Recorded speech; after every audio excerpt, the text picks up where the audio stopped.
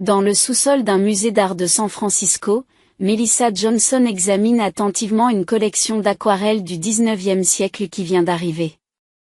La pénombre de la pièce l'enveloppe de silence. Cette tranquillité la réconfortait, surtout un jour comme aujourd'hui où elle avait échappé à une réunion de famille. Le téléphone sonna, et lorsque Melissa réalisa qu'il s'agissait de sa mère Diane, elle poussa un petit soupir. « Tu as entendu ? Vanessa part en croisière en Méditerranée avec Brad. C'est pour fêter le nouveau partenariat de son entreprise. N'est-ce pas merveilleux ? » Melissa ferme les yeux et tient le téléphone légèrement éloigné de son oreille. C'était la conversation habituelle avec sa mère, les récits de la réussite de sa sœur Vanessa. C'est bien, répondit Melissa sans embâge. Mais je suis occupée à préparer une nouvelle exposition. Je peux te rappeler plus tard ? Avec toi, c'est toujours la même conversation. Que pensais-tu trouver dans ce petit musée ? Un homme bien ? Un avenir stable ? La voix de Diane est teintée de la déception habituelle. Son père, Robert, était un plombier honnête qui avait travaillé dur toute sa vie pour subvenir aux besoins de sa famille. Mais pour Diane, ce n'était jamais assez. Elle se donnait toujours des airs de vouloir une vie meilleure pour ses filles. Le problème, c'est la définition d'une vie meilleure. Pour Melissa, mieux signifie être passionnée par son travail et vivre honnêtement. Après avoir raccroché, Melissa a quitté le musée et s'est rendue à son café habituel. Le vent froid de l'automne lui caresse les joues. Arrivée au café, elle s'est assise près de la fenêtre et a commandé un café chaud. Sa routine quotidienne, modeste mais épanouissante. Comme d'habitude ? La serveuse familière sourit. Alors que Melissa acquiesce, une voix s'élève de la table voisine. « Excusez-moi, cette place est-elle occupée ? Toutes les autres places sont occupées. » En levant les yeux, elle aperçoit un homme aux yeux bruns et chaleureux. Il portait un jean décontracté et un pullover bleu marine. Elle avait l'air un peu fatiguée, mais son sourire était charmant. « S'il vous plaît, » répondit Melissa en souriant. « Je vous remercie. » Je suis Jacques Martin, dit l'homme en lui tendant la main. Moi, c'est Melissa. Elle commanda un café et la conversation s'engagea naturellement. Jacques dit qu'il est chauffeur de taxi. C'est un métier qui lui a permis de connaître tous les coins de la ville et de toucher brièvement de nombreuses vies différentes. Elle a perçu de l'intelligence et de la gentillesse dans sa façon de parler. Vous travaillez donc au musée ? C'est formidable. Entourée d'œuvres d'art tous les jours, les paroles de Jacques étaient teintées d'admiration. Melissa ouvre son cœur à la réponse sincère de cet homme. Il s'intéresse vraiment à son travail. Et vous, qu'est-ce qui vous a poussé à devenir chauffeur de taxi ? Qu'est-ce qui vous a poussé à devenir chauffeur de taxi ? Demande Melissa. J'aime parler aux gens. Et le fait d'avoir des horaires flexibles est un gros avantage, répond Jacques en regardant légèrement au loin. Je peux aller dans des endroits différents et voir des aperçus de vies différentes. Ils ont ensuite commencé à se rencontrer régulièrement. Melissa est attirée par l'humilité et l'intelligence de Jacques. Il connaissait bien la littérature et l'art et se rendait parfois au musée, posant des questions enthousiastes sur les expositions. Lorsqu'elle parle de lui à sa famille, la réponse est prévisible. Un chauffeur de taxi ? Diane fronce les sourcils. Tu devrais viser plus haut. Regardez Vanessa. Comment croyez-vous qu'elle a rencontré Brad ? Dans un restaurant haut de gamme. Tu devrais aller dans des endroits comme ça. Melissa ne discute pas. Elle avait appris qu'elle ne pouvait pas changer sa mère. Un soir de pluie, Melissa dîne chez Jacques. Au milieu de la pluie qui tapait sur les vitres. Il lui prit la main. Je suis si heureux de vous avoir rencontré, lui dit Jacques. Melissa sourit, mais un lourd secret pèse sur son cœur. Quelques semaines plus tôt, son médecin lui avait annoncé qu'elle était probablement stérile.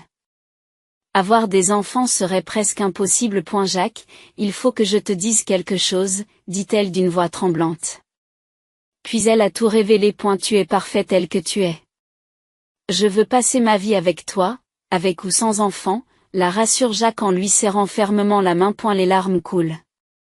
Elle ne s'attendait pas à être acceptée de la sorte. Lorsqu'elle avait parlé de son infertilité à sa famille, Diane avait réagi froidement. Raison de plus pour trouver un meilleur partenaire.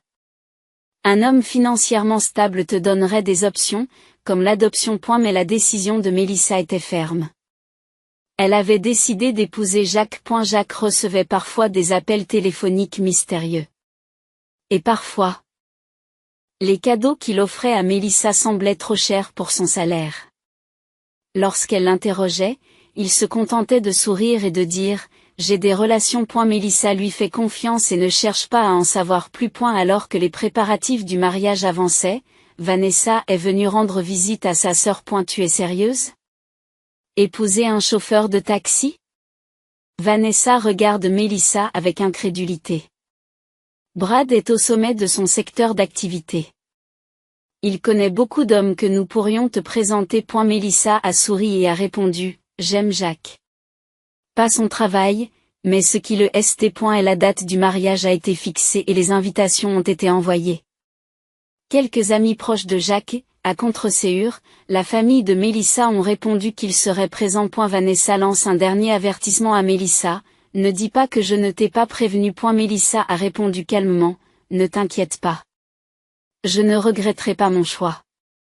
La veille du mariage, Mélissa remarque que Jacques parle sérieusement au téléphone dans son appartement. Tout est arrangé pour demain? Oui, le meilleur. Elle s'interrogea, mais supposa qu'il s'agissait de quelque chose pour leur journée spéciale et sourit tranquillement. Le jour du mariage, un petit jardin de la banlieue de San Francisco était baigné d'un doux soleil d'automne. Mélissa respire profondément en se regardant dans le miroir de sa cabine d'essayage. La robe blanche toute simple épousait parfaitement sa silhouette élancée, et elle portait sur ses épaules le châle en dentelle de sa grand-mère. On frappa à la porte et son père Robert jeta un coup d'œil. Prêt? Des larmes brillent dans ses yeux. Mélissa sourit. Robert s'approche de sa fille et lui prend la main. Tant que tu es heureuse, c'est tout ce qui compte. Je pense que Jacques est un homme bien. Mélissa sentit une chaleur dans son cœur aux paroles honnêtes de son père. Et elle était le seul dans sa famille à respecter ses choix. Et la cérémonie était petite, mais sincère. Jacques attendait devant l'autel, vêtu d'un simple costume noir. Quelques-uns de ses amis proches étaient assis au premier rang, saluant Mélissa d'un sourire timide. La famille de Mélissa est assise à l'arrière. Sa mère Diane, vêtue d'une robe rouge vin de luxe, avait une expression sévère, serrant inconsciemment le bras de son mari. Vanessa et Brad, vêtus de vêtements de marque haut de gamme, regardaient leur entourage. Alors qu'ils échangent leurs vœux et leurs alliances, des larmes de joie montent aux yeux de Mélissa. Tout en lui passant l'anneau au doigt, Jacques a murmuré « Je t'aimerai pour toujours ». Sa voix était d'une certitude inébranlable. Après la cérémonie, une petite réception a eu lieu sous une tente blanche installée dans le jardin. Du champagne a été versé et des rafraîchissements légers ont été servis. Les amis de Jacques ont présenté des félicitations sincères et ont bavardé amicalement avec les jeunes mariés. Cependant, la famille de Mélissa, en particulier sa mère et sa sœur, se sentait visiblement mal à l'aise. Diane observe les alentours d'un œil critique, tout en buvant ce qui doit être sa 3e ou 4e coupe de champagne. C'est l'heure des discours, annonce l'animateur. Nous entendrons d'abord la mère de la mariée, Madame Diane Johnson. Diane se lève d'un pas chancelant et prend le micro. Ses yeux sont un peu déconcentrés par le champagne. Bonjour à tous, commença-t-elle d'une voix légèrement aiguë. Aujourd'hui est un jour spécial pour ma fille. Mélissa. Les premiers mots sont des félicitations typiques. Elle se réjouit de la croissance de sa fille et souhaite la bienvenue à Jacques dans la famille. Mais après quelques minutes, son ton a commencé à changer. Mélissa a toujours été une enfant spéciale, dit Diane en choisissant soigneusement ses mots. Elle a toujours suivi sa propre voie, parfois à l'encontre des attentes de la famille. L'atmosphère dans la salle est devenue tendue. Mélissa a serré la main de Jacques sous la table. Le chemin qu'elle a choisi n'était pas celui que j'espérais. Diane boit une nouvelle gorgée de son verre. Soudain, elle éclate d'un rire anormalement fort. Quelle journée spéciale! Un chauffeur de taxi mal payé qui se marie avec un raté stérile. Je plaisante. La salle s'est figée. Mélissa sentit son visage se vider de son sang. Jacques serra sa main encore plus fort. Dans le silence où personne ne riait, Vanessa a souri et a dit « C'est sûr ». Soudain, ses amis se mirent à glousser. Il n'est rien comparé à mon PDG de mari.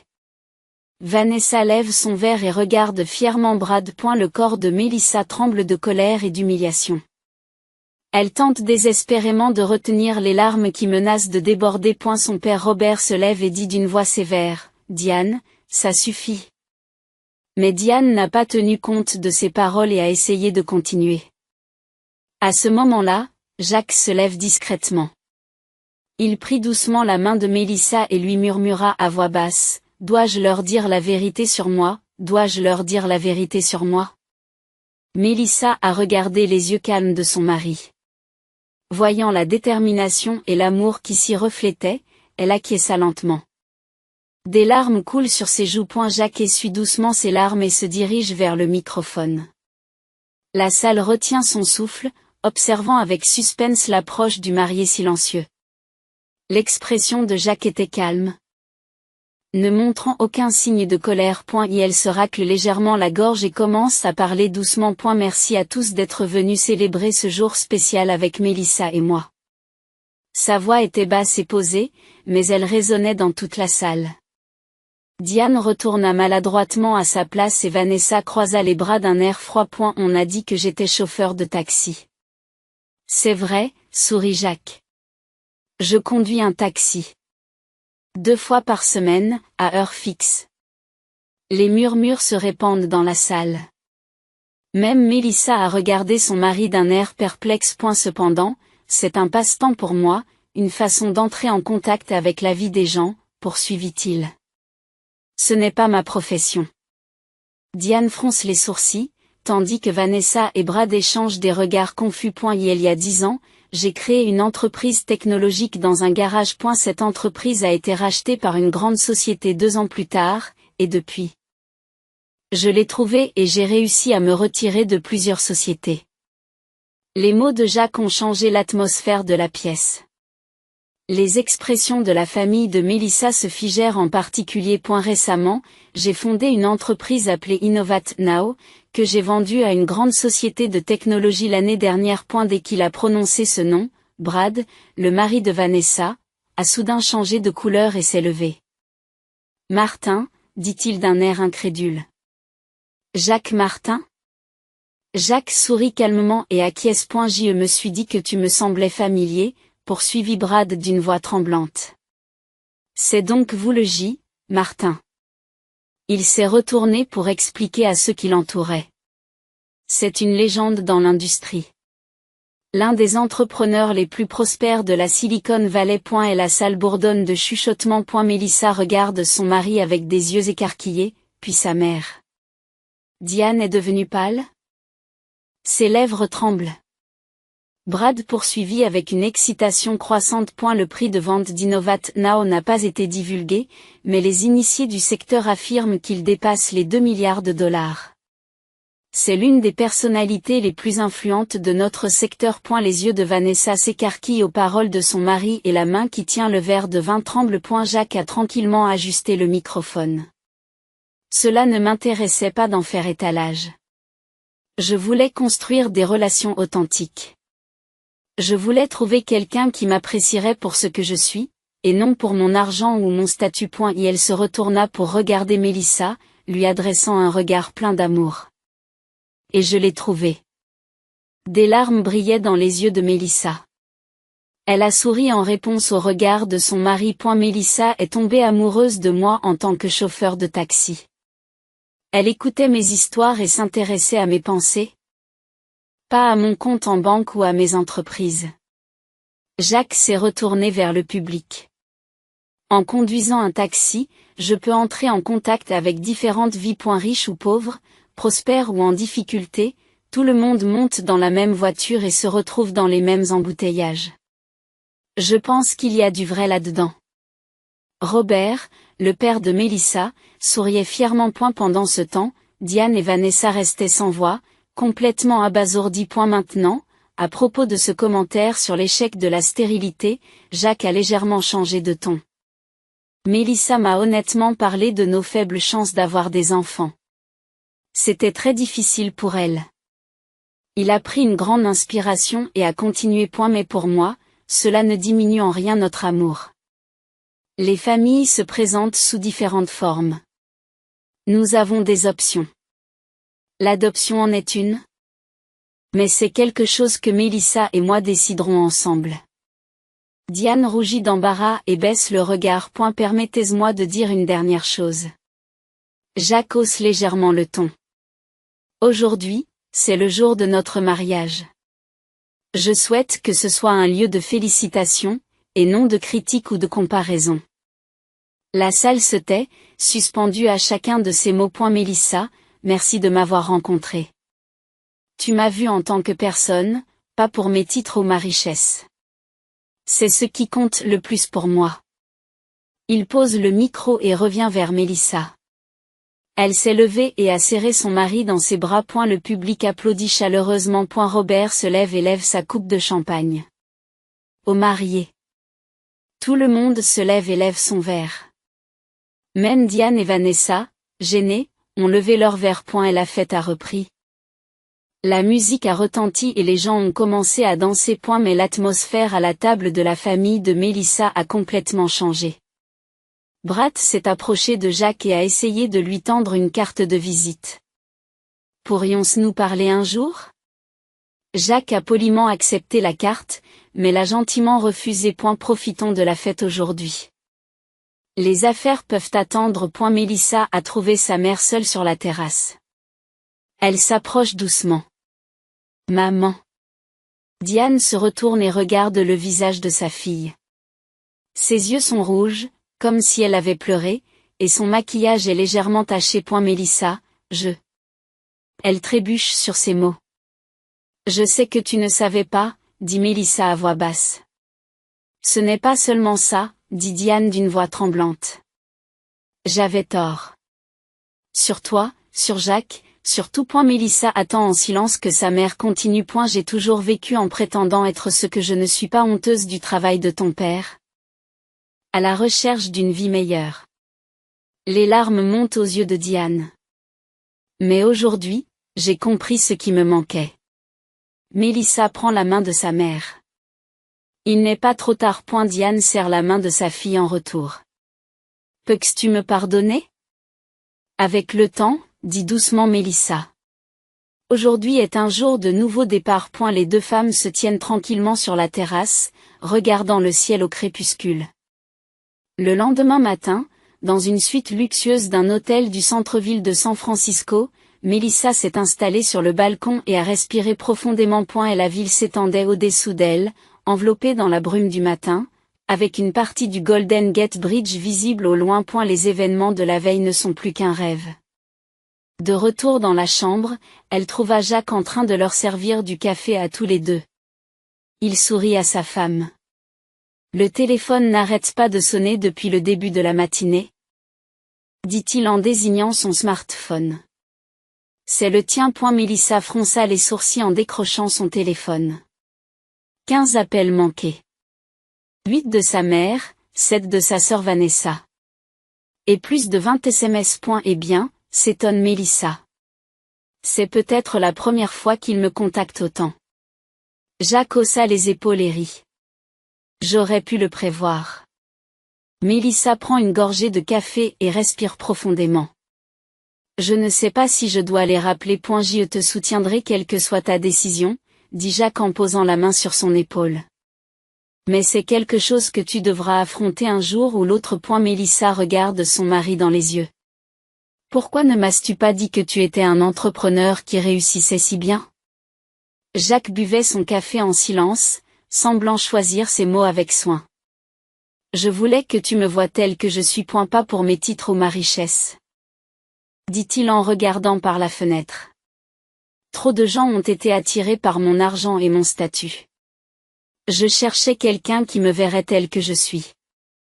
Mélissa a hoché la tête en signe de compréhension. Elle aussi savait ce que signifiait vivre selon ses propres valeurs, plutôt que selon les attentes de la famille ou les normes sociales. Très bien, passons ce coup de fil, décida-t-elle. Maman d'abord. Diane répondit dès la première sonnerie. Mélissa. Oh, merci mon Dieu. J'ai essayé de te joindre. Bonjour, maman, dit Mélissa calmement. C'était hier. Je suis vraiment désolée, dit Diane d'une voix inhabituellement chargée d'excuses. Je me suis complètement trompée. Jacques est une personne merveilleuse. Tu as bien fait de choisir. Mélissa ferme les yeux. Elle ne peut s'empêcher de se demander ce qui se cache derrière les paroles de sa mère. Maman, es-tu en train de dire que mon choix était bon et que tu es au courant de la richesse de Jacques? Il y eut un bref silence à l'autre bout du fil. Ce n'est pas ce que je... Diane hésite. Oui, j'ai été surprise d'apprendre son statut. Mais de te voir si heureuse. Maman, sois honnête, l'interrompt doucement Mélissa. Jusqu'à hier, tu étais contre mon mariage, n'est-ce pas? Nouveau silence. Oui, je l'admets, répond Diane à contre-séhure. J'avais tort. Je suis désolée de t'avoir fait du mal. Il y avait au moins un peu de sincérité dans ces mots. Proposons un dîner en famille ce soir, suggère Diane. Je veux vous souhaiter officiellement la bienvenue, à toi et à Jacques. Vanessa et Brad seront là aussi. Mélissa regarda Jacques, qui haussa les épaules en signe d'assentiment. D'accord, nous viendrons, répondit-elle. L'appel avec Vanessa s'est déroulé de la même façon. Des excuses et une intimité soudaine. 6. Nous sommes sœurs, mais nous nous sommes tellement éloignées l'une de l'autre, dit Vanessa. Soyons à nouveau proches. Mélissa a esquissé un sourire en coin. Depuis l'enfance. Vanessa était la préférée de leur mère et avait toujours été une compétitrice. Elle avait rarement appelé Mélissa sœur auparavant. Ce soir-là, le dîner chez Diane et Robert se déroula dans une atmosphère étrange. Diane avait préparé le meilleur vin et un repas à 3 plats 3 fois plus élaboré que d'habitude. La maison est d'une propreté irréprochable, avec des fleurs fraîches et des vases de grande valeur. Bienvenue, Jacques, dit Diane en ouvrant la porte avec un sourire radieux. Bienvenue dans notre maison. Mélissa fronce intérieurement les sourcils devant l'amabilité excessive de sa mère. Au dîner, la conversation a toujours été gênante. Diane et Vanessa étaient anormalement polies et aimables. Brad s'est assis à côté de Jacques, essayant d'aborder des sujets professionnels. Où comptez-vous vivre, demande Diane pendant le repas. Un de mes amis possède une magnifique propriété à Pacific Heights. Je pourrais vous présenter. Jacques sourit poliment. Merci. Mais nous n'avons pas encore décidé. Notre quartier est également charmant. Vanessa a ajouté, c'est un quartier chic avec une vue magnifique. Mélissa serre légèrement la main de son mari sous la table.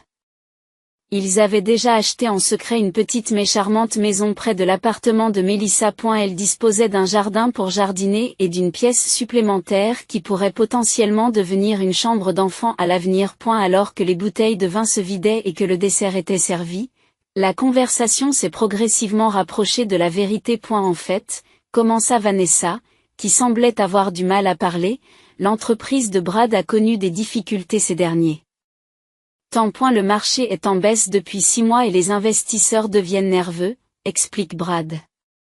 Si Jacques pouvait nous donner quelques conseils, cela nous aiderait beaucoup. Jacques n'a rien dit, il a juste hoché la tête. Diane l'interrompt. Nous sommes aussi un peu inquiets pour nos fonds de retraite. Elle a regardé Robert. Il n'a rien dit, il a juste regardé la table. Robert a travaillé dur pendant de nombreuses années, mais notre épargne retraite n'est pas suffisante. Pourriez-vous nous aider un peu? Les yeux de Mélissa s'écarquillent. Elle n'avait jamais imaginé que sa mère lui demanderait une aide financière. Je veux dire, poursuit Vanessa, que nous sommes une famille. C'est naturel de s'entraider, non? Un silence pesant s'abattit sur la pièce. Mélissa a regardé Jacques, qui l'a regardé à son tour.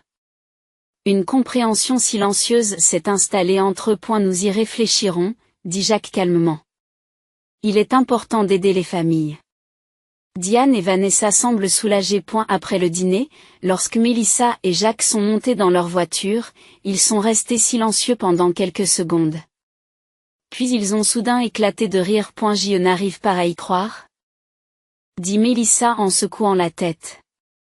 Leur attitude a tellement changé en une seule journée. Je m'y attendais, dit Jacques en démarrant la voiture. L'argent et le pouvoir changent les gens. Surtout les relations entre ceux qui en ont et ceux qui n'en ont pas. Je ne pense pas qu'ils aient vraiment changé, dit Mélissa en regardant par la fenêtre. Je suis d'accord, acquiesce Jacques. Mais les gens ont le potentiel de grandir. Avec le temps, ils pourraient se rendre compte de ce qui compte vraiment. Mélissa prit la main de son mari. Et maman et Vanessa? Vas-tu vraiment les aider? Jacques réfléchit un instant avant de répondre. Nous pouvons les aider. Mais pas seulement en donnant de l'argent. Il esquisse un sourire significatif. Donnons-leur quelque chose à penser. Mélissa comprend l'intention de son mari et acquiesce. C'est peut-être l'occasion pour eux d'apprendre quelque chose. Oui, Jacques est d'accord. Je pense que la véritable aide consiste à partager des valeurs. Pas seulement de l'argent. Leur voiture continue de rouler dans le paysage nocturne de San Francisco. Dans l'attente de la nouvelle vie qui commence demain et au milieu des relations complexes avec leur famille, Mélissa et Jacques avaient l'intention de trouver leur propre voie. Un an plus tard, dans un quartier tranquille de la banlieue de San Francisco. De la fenêtre de la maison de Mélissa et Jacques, on pouvait voir la neige s'accumuler dans l'arrière-cour. La maison de 2 étages, modeste mais chaleureuse, est celle qu'ils ont choisie ensemble, privilégiant le confort au luxe. Les étagères sont garnies de livres d'art et de littérature classique, et les murs sont ornés d'œuvres de jeunes artistes sélectionnés par Mélissa. Dans le salon, Mélissa dessine quelque chose dans un carnet de croquis près de la cheminée. Elle poursuit son travail au musée tout en renouant avec son propre article. Jacques, assis à côté d'elle, écrit quelque chose sur un ordinateur portable ouvert. Tu te prépares pour ta conférence? Demande Mélissa en remarquant l'expression concentrée de son mari. Jacques sourit et acquiesce. Pour le cours d'entrepreneuriat de demain. Je réfléchis à ce que je vais partager avec les jeunes étudiants. Il était invité à donner des cours sur l'entrepreneuriat dans une université locale une fois par semaine. Et elle prenait plaisir à transmettre son expérience et ses connaissances à la jeune génération. Ils ont de la chance d'entendre vos histoires, sourit Mélissa. Jacques a fermé son ordinateur portable et s'est tourné vers elle. Des nouvelles récentes de votre famille? Mélissa pose son carnet de croquis et prend sa tasse de café. Il semble que l'entreprise de Vanessa et Brad s'améliore lentement. Vos conseils et vos investissements portent leurs fruits. Quelques mois après le mariage, Mélissa et Jacques ont décidé d'investir dans l'entreprise de Brad. Mais il ne s'agissait pas seulement d'une aide financière. Jacques avait posé des conditions claires. L'entreprise devait travailler sur des projets socialement responsables et reverser une partie de ses bénéfices annuels à la communauté. Était ta mère? Demande Jacques. Vous ne le croirez peut-être pas, mais elle a commencé à faire du bénévolat dans un refuge local pour femmes, dit Mélissa d'un air légèrement surpris. Au départ, c'était une condition de notre confiance, mais maintenant, elle semble vraiment apprécier cette activité. Mélissa et Jacques avaient créé un fonds fiduciaire pour la retraite de Diane et Robert. La condition était simple, faire preuve de compassion pour les autres. Diane a commencé à faire du bénévolat à Contreségur et a progressivement changé. Les conversations familiales ont perdu de leur vanité et de leur compétitivité. Nous, dit Mélissa en regardant la pile de documents sur la table basse. Il s'agissait de documents de demande d'adoption. Notre premier entretien a lieu le mois prochain. Jacques lui prend la main. Jacques lui prend la main. Es-tu prête? Oui, acquiesce Mélissa. Un peu effrayée, mais heureuse. Le téléphone a sonné, et lorsque Mélissa a répondu, elle a entendu la voix de sa mère. Mélissa, as-tu décidé de tes projets pour Noël? J'aimerais beaucoup que tu viennes chez nous. Je vais y réfléchir, maman, répondit Mélissa. J'en discuterai avec Jacques. Tu sais, dit Diane avec un peu d'hésitation. Pour être honnête, je veux tenir un petit enfant. Robert le dit aussi. Mélissa ne peut s'empêcher de sourire. En fait, maman. Elle regarde Jacques, qui confirme d'un signe de tête. Nous avons entamé le processus d'adoption. À l'autre bout du fil, Diane sursaute. Vraiment? Il y avait une véritable joie dans sa voix. Ce n'était pas un acte, mais une émotion pure. Oui. Nous venons de commencer, explique Mélissa. L'année prochaine, peut-être. Oh, c'est merveilleux, la voix de Diane était mêlée de larmes. Vous serez toutes les deux des parents formidables. Après avoir raccroché, Mélissa se blottit contre Jacques. Maman semble avoir vraiment changé, dit-elle. Les gens peuvent changer, dit Jacques en l'embrassant. Mais ils ont besoin de temps et d'une bonne motivation. Et elle lui chuchote à l'oreille, c'est le plus beau cadeau que l'argent ne peut pas acheter. Avoir les yeux pour voir la vraie valeur. À l'extérieur de la fenêtre, la neige continue de tomber tranquillement.